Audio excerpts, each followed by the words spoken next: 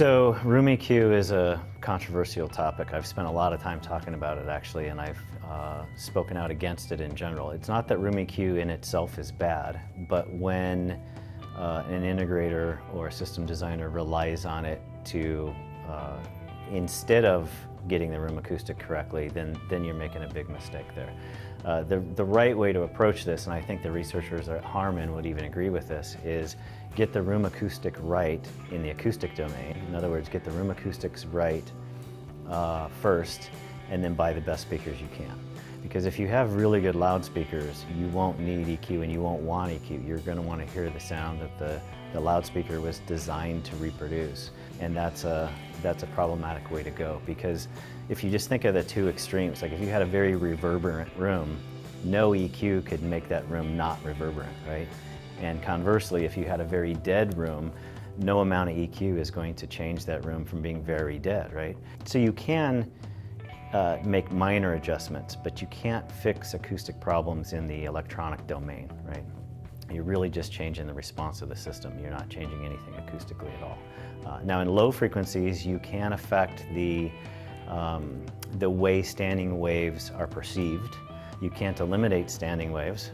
That's another thing, is the acoustic properties of the room are physical reality, right? You can't change it with electronic EQ.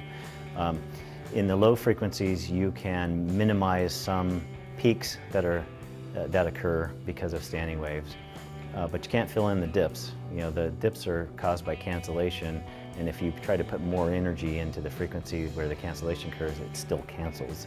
So you really can only minimize the peaks of the standing waves.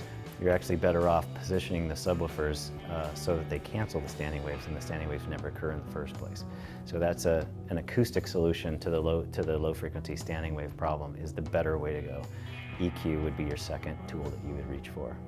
In immersive formats in general, I mean, so regarding placement of speakers, for subwoofers in particular, there are a few optimal locations where you can position them and you can expect to have pretty good response with respect to the energizing of the standing waves in the room.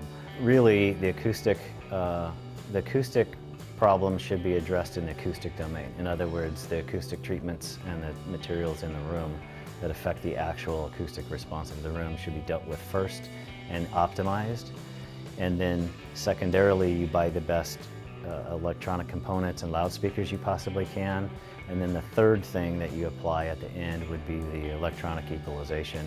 And it needs to be applied, in my opinion, by a qualified audio engineer that knows what he's doing. The automated systems just don't know enough about the realities of the room and the speakers, for example. Like the automated systems, for example, don't have any awareness of the loudspeaker directivity. And that makes a big difference, because our speakers, for example, tend to be large horn designs that are pretty directional, right? We kind of aim the sound at the chair, so we're not putting as much energy on the sidewalls and on the ceiling and on the floor as a typical, residential style speaker. And so as a result, if you measure the sound at the listening position, ours will always have less mid-range and treble in it than a speaker that has wide dispersion and is spraying more of the sound off the surfaces. But the automated systems aren't aware of that, right? They don't know that the speakers are more directional.